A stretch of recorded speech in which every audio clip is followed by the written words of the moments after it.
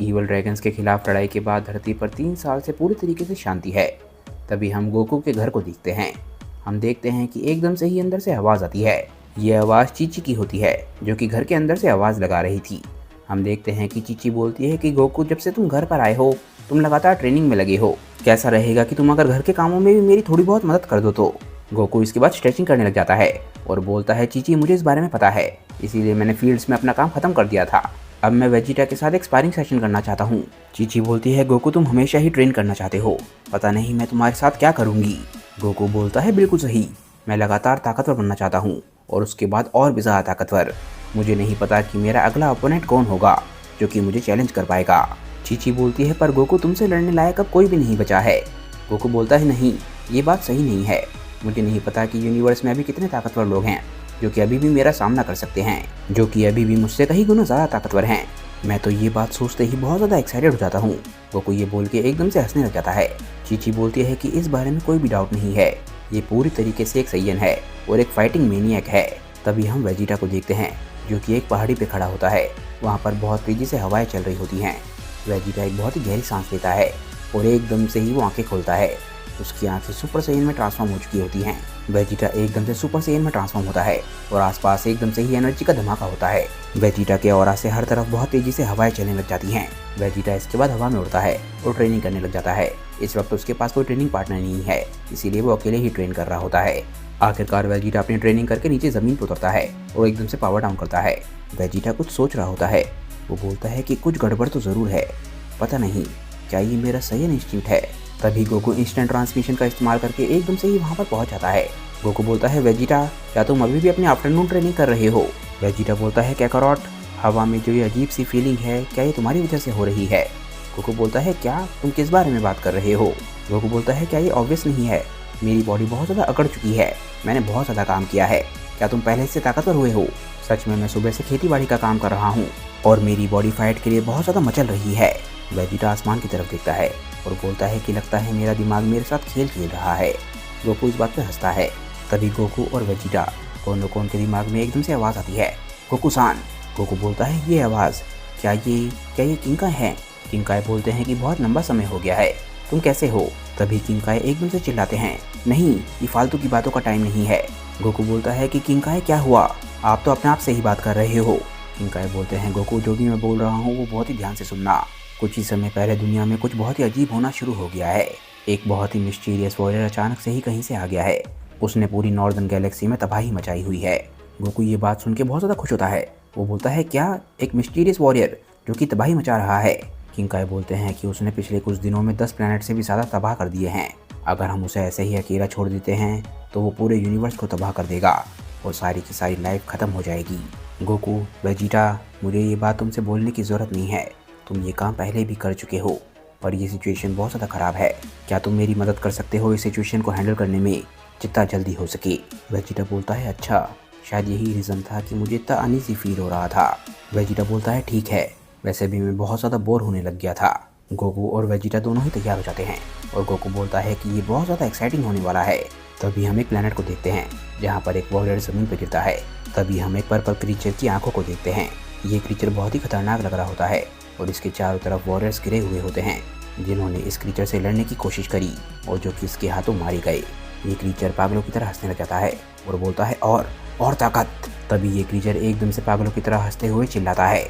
इसके बाद हम किंकाई के प्लैनेट को देखते हैं। हम देखते हैं कि गोकू और वेजिटा वहाँ पर टेलीपोर्ट करके पहुँच चुके होते हैं। गोकू बोलता है, किंकाई, वो शख्स कहाँ पर है? किंकाई बोलते हैं कि मुझे भी नहीं पता, मुझे नहीं पता कि वो इस वक्त किस प्लैनेट पर है। उसने जो आखिरी प्लैनेट तबाह किया है वो बिल्कुल शांति प्रिय लोगों का था। आखिर ये खतरनाक क्रीचर कैसे जन्मा ये किसी को भी नहीं पता। पर अब मैं जो बोलने वाला हूँ ये बात ध्यान से सुनना। उसने जितने भी प्लैनेट्स को तबाह किया है, हर प्लैनेट को तबाह करने के बाद उसकी ताकत बढ़ती जा रही है।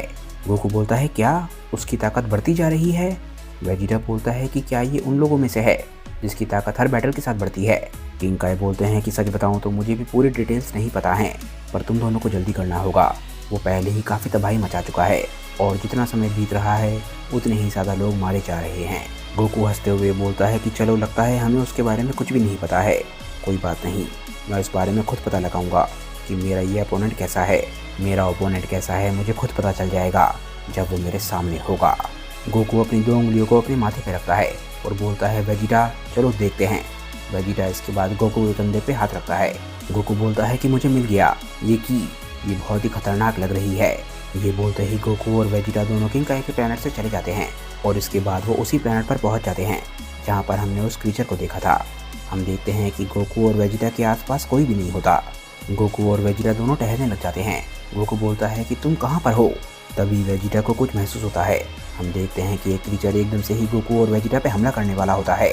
गोकू भी इस चीज़ को क्रीचर के आने से पहले ही महसूस कर लेता है। ये क्रीचर एकदम से ही गोकू और वेजिटा पे अटैक करता है, पर दोनों ही इस अटैक को डॉज करने में कामयाब हो जाते हैं। दोनों ही खुद को बचाते हुए स्लाइड करते हैं और थोड़ा सा दूर पहुंच जाते हैं। ये क्रीचर बहुत ही गुस्से में गोकू और वेजिटा को घूर रहा होता है। गोकू और वेजिटा इसकी ताकत समझने की कोशिश कर रहे होते हैं और हम देखते हैं कि इसके अटैक के बाद एक बहुत ही बड़ा गड्ढा बन गया होता है। यानी कि ये क्रीचर कोई आम क्रीचर नहीं है।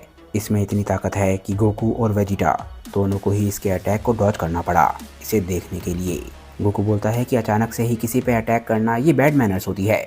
ये क्रीचर एकदम से चिल्लाता है और ताकत। गोकू गुस्से में बोलता है कि तुम जैसे लोगों की वजह से ही दुनिया खतरे में पड़ती है, भूल जाओ, अगर तुम लड़ना चाहते हो तो तैयार हो जाओ।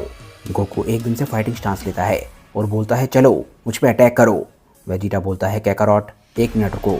गोकू वेजिटा की तरफ देखता है। वेजिटा बोलता है कैकारोट क्या तुम पहले लड़ने की कोशिश कर रहे हो? हमेशा की तरह ये बहुत ज़्यादा दिक्कत वाली बात है। मैं तुम्हारी इस आदत से थक चुका हूँ, इस बार मैं ये नहीं होने दूंगा। गोकू हंसता है और बोलता है कि अरे तुमने मुझे पकड़ लिया। वेजिटा बोलता है कि हम रॉक पेपर सीजर खेलेंगे। गोकू और वेजिटा रॉक पेपर सीजर खेलने लग जाते हैं और गोकू इसमें हार जाता है। वेजिटा बोलता है ठीक है, मैं तुम्हारा ओपोनेंट हूँ। वो क्रीचर बहुत गुस्से में लग रहा होता है क्योंकि उसका टाइम वेस्ट हो रहा होता है। गोकू काफ़ी निराश लग रहा होता है पर वेजिटा खुश होता है, वो हंस रहा होता है। वेजिटा एकदम से पावर अप करता है और एकदम से सुपर साइयन में ट्रांसफॉर्म हो जाता है। ये क्रीचर वेजिटा की ताकत को देख के एकदम से चौंकता है। वेजिटा बोलता है कि मैं तुम्हें साइयन के गुस्से की असली ताकत दिखाऊंगा, तुम जल्दी पहचान जाओगी कि ये कैसा फील होता है। गोकू बहुत दूर जाके खड़ा हो गया होता है। वो बोलता है कि वेजिटा मैं देखना चाहता हूँ कि आखिर तुम कितने ताकतवर हो गए हो, मैं बहुत ही ध्यान से तुम्हें देख रहा हूँ। हम देखते हैं कि वो क्रीचर बहुत गुस्से में वेजिटा को देख रहा होता है और घुर्रा रहा होता है। वेजिटा बोलता है कि मुझे माफ़ करना कि तुम्हें इंतज़ार करना पड़ा, चलो अब मुझे अपनी असली ताकत दिखाओ। हम देखते हैं कि वो क्रीचर घुर्राता है और एकदम से ही वेजिटा पे अटैक कर देता है। वेजिटा उसके अटैक को झेलने के लिए तैयार था। वेजिटा के चेहरे पे स्माइल होती है। वेजिटा और इस क्रीचर की लड़ाई आखिरकार शुरू हो चुकी है और इन दोनों की फाइट कैसे आगे बढ़ेगी ये हम जानेंगे नेक्स्ट वीडियो में, क्योंकि दोस्तों ये वीडियो यहीं पे ख़त्म हो जाती है। मुझे नीचे कमेंट करके बताइए कि क्या आपको ये स्टोरी इंटरेस्टिंग लग रही है, क्या मुझे इसे कंटिन्यू करना चाहिए या नहीं। अगर आपको आज की वीडियो अच्छी लगी हो तो वीडियो को लाइक करना बिल्कुल मत भूलिएगा और वीडियो को अपने दोस्तों के साथ शेयर भी जरूर कीजिएगा और वीडियो को हाइप भी ज़रूर कीजिएगा ताकि ये वीडियो दूसरों तक भी पहुँच सके। मैं मिलता हूँ आप लोगों को अपने नेक्स्ट वीडियो के साथ, तब तक के लिए बाय दोस्तों और थैंक्स फॉर वॉचिंग।